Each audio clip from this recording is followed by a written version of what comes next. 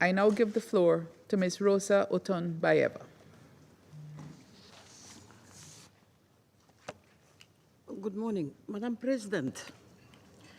Upon the guidance of this Council and based on the November 2023 independent assessment, the United Nations has sought to create framework for more coherent, coordinated and structured engagement with Afghanistan's de facto authorities. The objective is engagement with a clear goal, an end state of an Afghanistan at peace with itself and its neighbors, fully reintegrated into the international community and meeting its international obligations and without going through another cycle of violence. The comprehensive approach the UN proposed for this new chapter of engagement is for the benefit of the Afghan people. They have suffered 4 decades of war and are now suffering in a different way after nearly 4 years. The comprehensive approach involves working groups and a mosaic of key issues. I stress the approach doesn't seek to normalize the status quo, but rather ensure that multiple key issues of concern, in particular upholding the country's international obligations, remain at the core of engagement efforts. Questions have been raised about the results of engagement so far. Based on our extensive outreach and many interactions with Afghan people across the country, it is their view that both Afghans and the country would be in a far worse place without the presence and assistance of the international community. At the very least, the international presence provides an element of protection and prevention. The Afghan people remain hopeful that their country can be reintegrated into the international system and that outstanding issues can be solved through diplomacy. At the same time, the international community remains extremely concerned that engagement has not improved the unacceptable situation of Afghan women and girls, promoted inclusive governance, or prevented a marked deterioration in human rights. The de facto authorities also conveyed their grievances: frozen assets, sanctions, non-recognition, the need for development assistance, and an end to aid dependency. Through the comprehensive approach, the UN seeks to put these issues into a more structured, multilateral framework for dialogue and potential progress.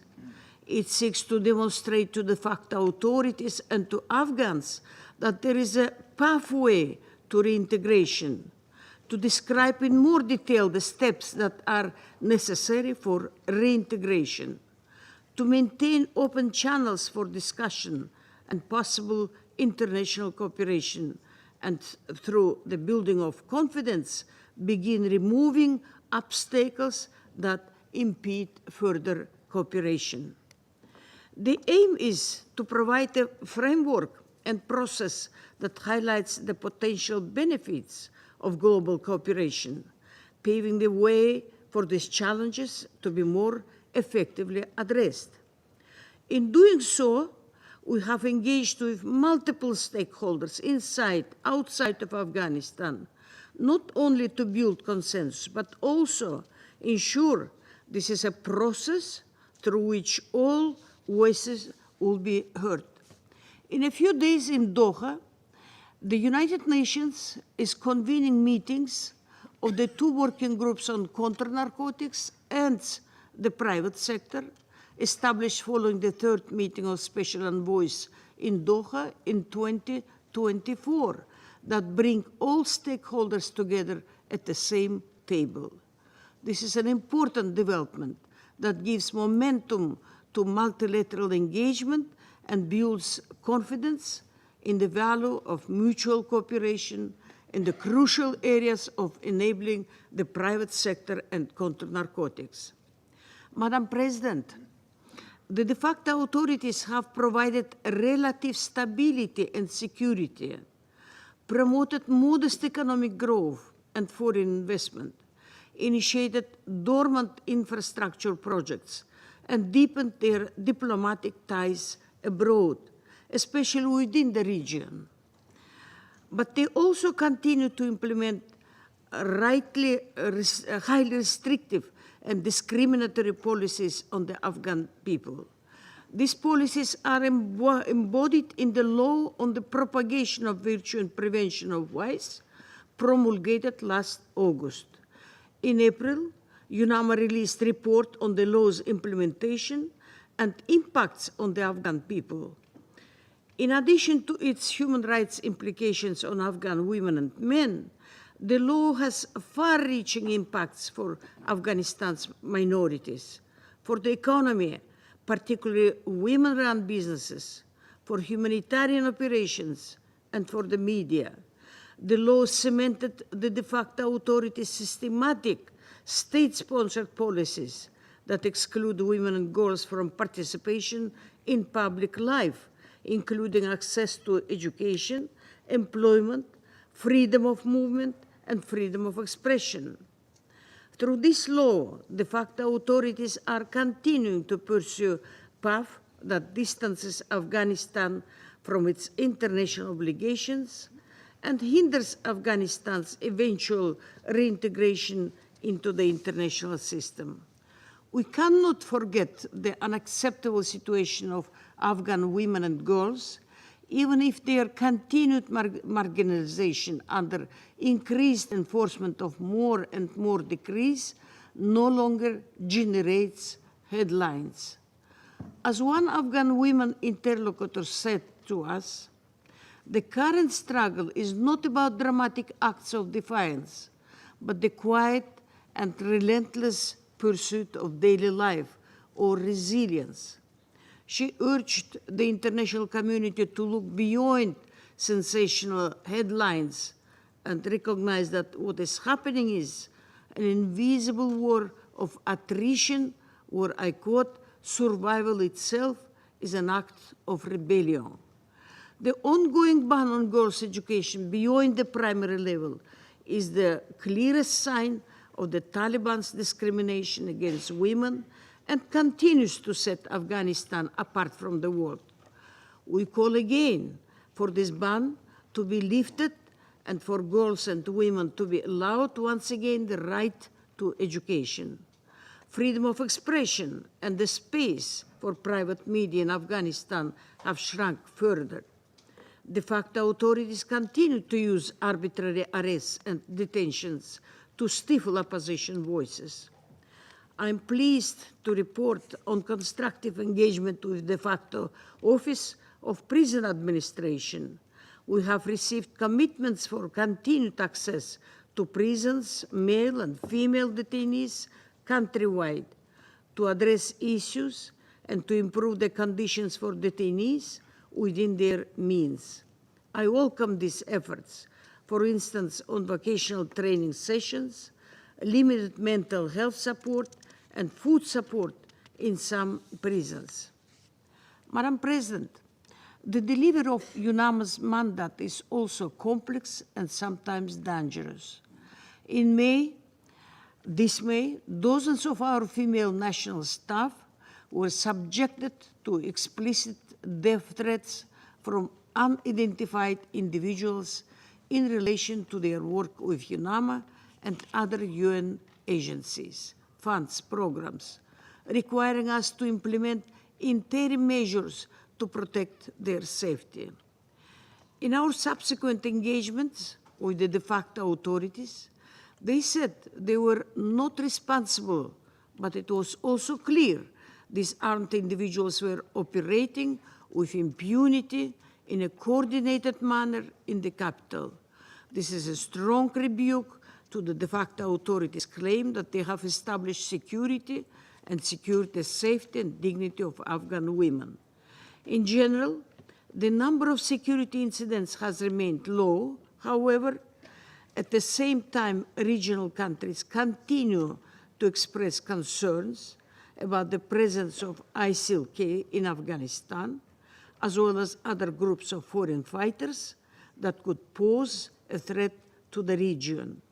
This reporting period has witnessed the longest hiatus in ISIL-K operations in Afghanistan since the Taliban takeover in August 2021. The threat remains present, however. De facto authorities continue to repeat their stated policy that they will not allow foreign terrorist groups to use Afghan territory to threaten other countries. However, member states have reasons to remain concerned, as the sanctions monitoring team has reported.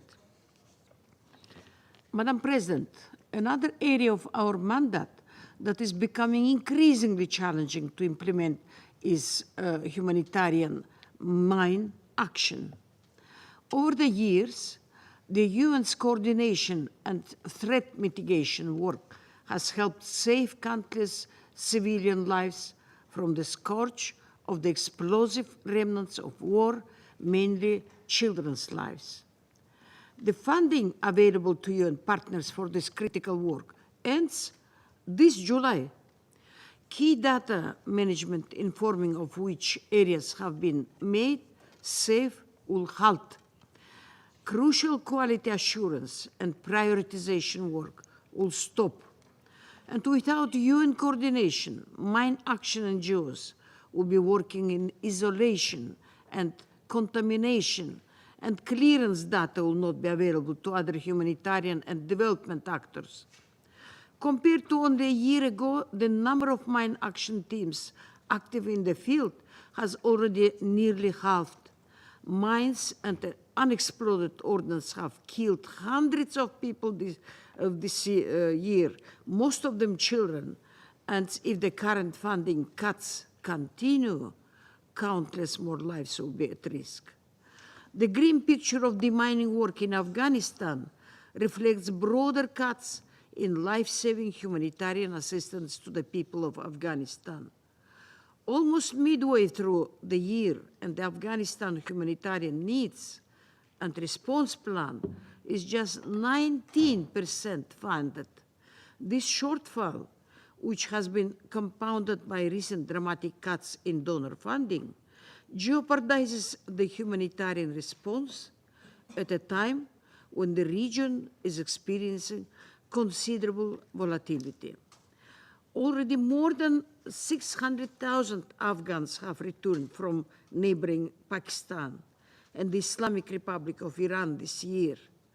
Given the concerning developments in the region, the UN agencies are preparing for potential cross-border movement from Iran. Returns from Iran alone in the past few days have been over 10,000 per day. Communities and the de facto authorities have made huge efforts to absorb returnees, but without international assistance, there are limits to safe, orderly, and peaceful returns. Madam President, let me conclude by echoing the Secretary General's calls for immediate de-escalation in the conflict between Israel and Iran. This conflict is already having an effect in Afghanistan, disrupting trade and increasing the prices of basic goods and fuel, and prompting the return of additional Afghans from Iran. The current challenges are significant enough. They will be made worse with regional instability. Thank you. I thank Ms. Otunbayeva for her briefing